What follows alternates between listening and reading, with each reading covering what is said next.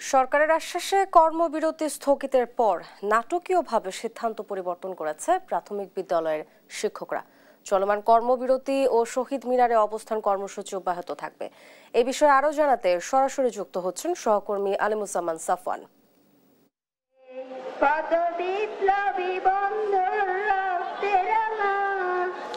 এই মুহূর্তে আমরা অবস্থান করছি কেন্দ্রীয় শহীদ মিনার এবং জানেন যে শিক্ষকদের যেই দাবি নিয়ে তারা এসেছেন দশম গ্রেডে তাদের বেতন উন্নতিকরণ করার জন্য, তো সেটির আজকে তৃতীয় দিন চলছে এবং তারা কিন্তু লাগাতার এই শহীদ মিনার অবস্থান কর্মসূচি চালিয়ে যাচ্ছেন। তো গতকাল আসলে তাদের সঙ্গে সচিবালয়ে বৈঠক হয়েছিল। শিক্ষা উপদেষ্টার যে সচিব রয়েছেন শিক্ষা সচিব তাদের সঙ্গে বৈঠক হয়েছে। তবে তাদের বৈঠকের পর সিদ্ধান্তটি এসেছিল যে তাদের যে দাবি সেটি আসলে অর্থ মন্ত্রণালয়ে শিক্ষা মন্ত্রণালয় থেকে প্রেরণ করা হবে এবং অর্থ মন্ত্রণালয় আসলে একটি সমাধান তারা করবে। তো তারা প্রথমে কিন্তু আশ্বাস দিয়েছিল কর্মবিরতি তারা স্থগিত করবেন, তবে আসলে পরবর্তীতে আমরা যেটি দেখেছি যে গভীর রাত 12টার পরে তারা কিন্তু আবার সেই সিদ্ধান্ত থেকে সরে এসেছেন। অর্থাৎ তাদের এখন দাবি একটি তারা করছেন যে প্রজ্ঞাপন দিতে হবে তাদেরকে দশম গ্রেডে উন্নতিকরণ করে, পাশাপাশি তাদের চাকরির বয়স 10 থেকে 16 হওয়ার পর তাদের যে গ্রেড উন্নতিকরণ সেখানে যে সমস্যাগুলো রয়েছে সেগুলো সমাধান করতে হবে।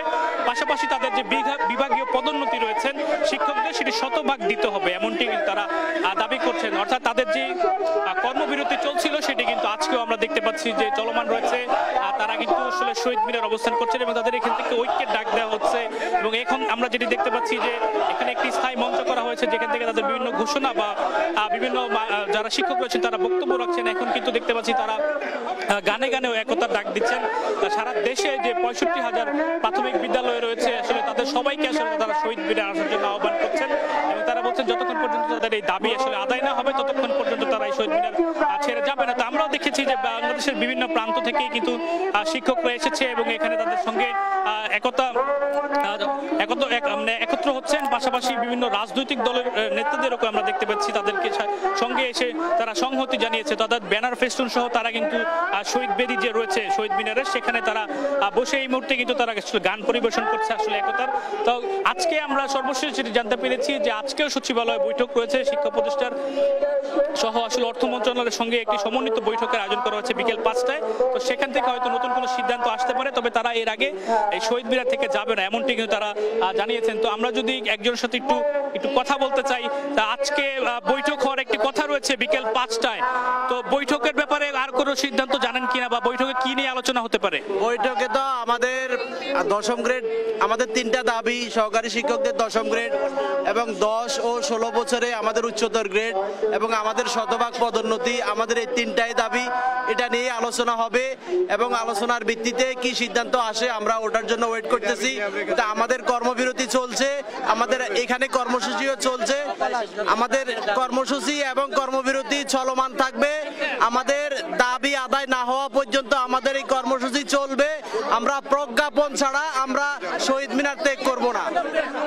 তারা যেমনটি আসলে বলছেন যে তাদের যেই দাবি প্রজ্ঞাপন আদায় ছাড়া তারা এই শহীদ মিনার ত্যাগ করবে না, এমনটি কিন্তু বলছেন। এখানে শিক্ষকরা কিন্তু তাদের আজকে তৃতীয় দিনের মতো তাদের যে অবস্থান কর্মসূচি সেটি চালিয়ে নিচ্ছেন। এর আগে গত 2 দিন আগে কিন্তু শাহবাগ এলাকায় পুলিশের সঙ্গে একটি সংঘর্ষের ঘটনা ঘটে। তাদের কলম বিসর্জন যে কর্মসূচি ছিল সেখানে পুলিশ হামলা করেছে বলে তাদের অভিযোগ এবং তাদের এখানে প্রায় 1.5 শতাধিকেরও বেশি শিক্ষক আহত হয়ে ঢাকা মেডিকেলে চিকিৎসাধীন অবস্থায় ছিলেন, এমনটি তারা দাবি করেছিলেন। পাশাপাশি তাদের নেতৃত্বে থাকা 5 জন শিক্ষককেও কিন্তু পুলিশ হেফাজতে রাখা হয়েছিল, যদিও তাদের গতকাল মুক্তি দেওয়া হয়েছে।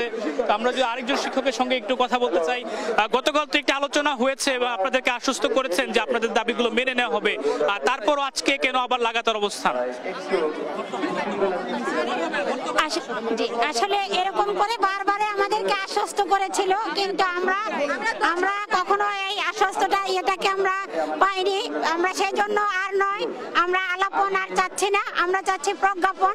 সেই জন্য এই প্রজ্ঞাপনের আশায় আমরা আবারও ঢাকা কেন্দ্রীয় শহীদ মিনারে আজকে আবারও সারাদিন অবস্থান কর্মসূচি গ্রহণ করছি এবং এখানে থাকবো এবং আমরা আমাদের দাবি আদায় করে ছাড়বো ইনশাআল্লাহ। আমরা দেখতে পেয়েছিলাম গতকাল আপনারা হামলার প্রতিবাদে শিক্ষা উপদেষ্টা পাশাপাশি স্বরাষ্ট্র উপদেষ্টার পদত্যাগ চেয়েছিলেন, তো আজকে কি সেখান থেকে আপনারা অনেকটা সরে এসেছেন কিনা? শিক্ষক আমরা শ্রেষ্ঠ সবার রাষ্ট্রপতি সেতুকুন স্যার, ভয় করি না কো ধারি না কথার বুকে আছে আমাদের বল, রাষ্ট্র সুদলে শাস্ত্রের কথা শোনাবো অনর্গল। আসলে তারা অনেকটাই অনড় তাদের দাবি আদায়ের ক্ষেত্রে, এবং তারা বলছেন যে যতক্ষণ পর্যন্ত আসলে তাদের দাবি আদায় না হচ্ছে ততক্ষণ পর্যন্ত তারা কিন্তু এই কেন্দ্রীয় শহীদ মিনারে অবস্থান করবে। তা আসলে পরবর্তী যে আপডেট আজকের যে খবর, তাদের কর্মসূচি জানার জন্য কিন্তু বিকেল 5টা পর্যন্ত অপেক্ষা করতে হবে, কারণ বিকেল 5টায় কিন্তু সচিবালয় বৈঠকের মাধ্যমে নতুন কোনো সিদ্ধান্ত আসতে পারে। তো আমার কাছে শহীদ মিনার এলাকা থেকে এখন পর্যন্ত শিক্ষকদের লাগাতার অবস্থান কর্মসূচির সর্বশেষ খবর।